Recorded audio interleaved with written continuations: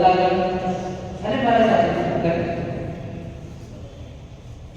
આજના વક્તૃત્વ સ્પર્ધામાં મારો આજનો વિષય છે કે સોશિયલ મીડિયા માનવતા માટે વરદાન કે દુશ્મન। મિત્રો, ખરેખર આ વિષય ખૂબ સારો વિષય છે અને ખૂબ વિચારવાનો વિષય છે કે સોશિયલ મીડિયા વરદાન કે દુશ્મન। તો હું જો મારા વિચારો વ્યક્ત કરું અને કહું તો મારા માટે સોશિયલ મીડિયા વરદાન છે। મિત્રો, દરેક સિક્કાની બે બાજુ હોય છે, પરંતુ સોશિયલ મીડિયા જે છે એની પણ બે બાજુ છે, ખરાબ બાજુ છે અને સારી બાજુ છે, પરંતુ હું વાત કરીશ સારા બાજુ।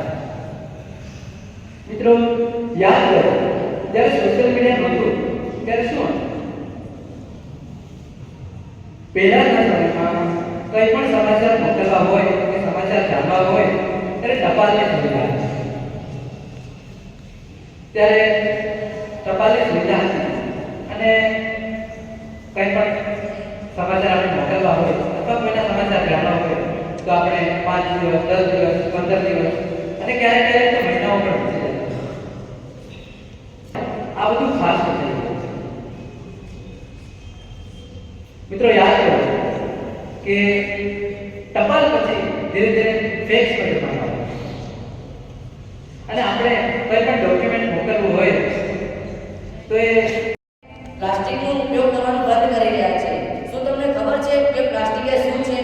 પ્લાસ્ટિક એક પ્રકારનું પોલિમર છે જે રસાયણોથી બને છે, જેવું કે